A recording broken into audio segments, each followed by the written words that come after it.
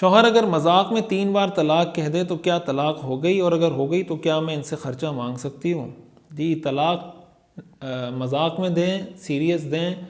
اور زبان سے دیں، لکھ کر دیں، اور بیوی کو حمل ہو یا حمل نہ ہو، پاکی کی حالت میں ہو یا ناپاکی کی حالت میں ہو، کسی بھی حالت میں طلاق دے دی جائے تو طلاق واقع ہو جاتی ہے۔ جتنی طلاقیں دیں گے اتنی طلاقیں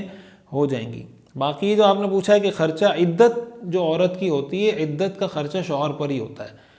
کہ جتنا عرصہ اس نے عدت گزارنی ہے اس دوران اس کے جو اخراجات ہیں، اس کے کھانے پینے کے وغیرہ، رہائش کے، یہ سارے اخراجات، یہ شرعاً مرد کی ذمہ داری کہ مرد اس کو یہ اخراجات دے گا۔ باقی جب عدت پوری ہو جاتی ہے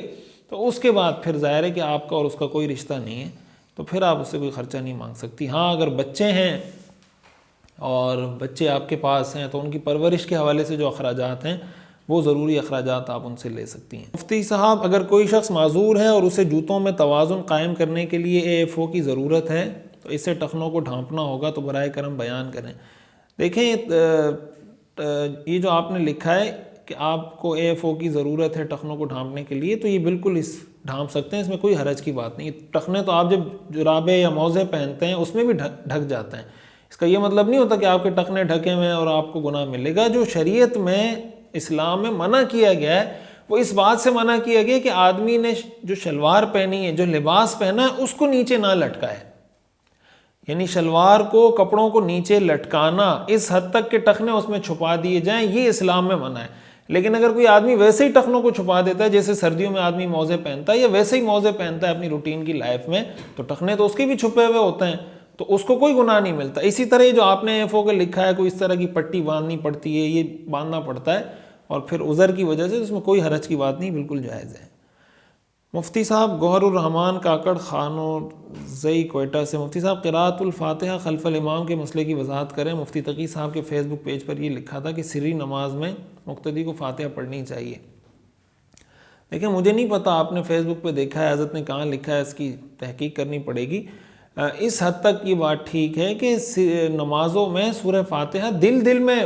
پڑھنے کی تو اجازت ہے، جیسے حدیث شریف میں آتا ہے نا، حضرت ابو ہریرہ رضی اللہ تعالیٰ عنہ سے پوچھا گیا تو انہوں نے فرمایا اقرأ بہا فی نفسک، کہ اپنے دل میں پڑھ لو۔ لہٰذا اگر ایک آدمی، اور دل میں پڑھنے کا مطلب یہ کہ زبان کو حرکت دیے بغیر سورہ فاتحہ پڑھ لی جائے، تو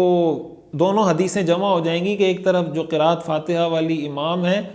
قراءت فاتحہ خلف الامام والی جو حدیث ہے، اور ساتھ ہی ساتھ یہ حدیث اقرأ بہا فی نفسک، تو اس مفہوم کے مطابق اس کو جمع کیا جا سکتا ہے۔ اور دل میں پڑھنے کا مطلب یہ کہ جب آپ اس کے مفاہیم پر، اس کے معنی پر غور کرتے رہیں کہ الحمدللہ رب العالمین کا کیا ترجمہ ہے، الرحمن الرحیم کا کیا ترجمہ ہے، اس طریقے سے آپ اس کو پڑھ لیں۔ باقی یہ جو آپ نے لکھا ہے کہ مفتی تقی صاحب کے فیس بک پیج پر، مفتی تقی صاحب کا ایک تو اپنا کوئی فیس بک پیج ہے نہیں، کوئی آفیشیل پیج ان کا نہیں ہے۔ آپ نے کہاں دیکھا ہے، کس نے لکھا ہے، اس کی پوری تحقیق آپ بھیج دیں یا کوئی اسکرین شاٹ بھیج دیں تو پھر ہم اس پر کوئی بات کر سکتے ہیں۔ اگر کسی برتن میں پانی ہو تو ہاتھ ڈالنا مکروہ ہے۔ حدیث شریف میں آتا ہے کہ رسول اللہ صلی اللہ علیہ وسلم کا معمول یہ تھا کہ آپ پہلے ہاتھ دھوتے تھے، پھر اور حکم بھی یہ دیا ہے کہ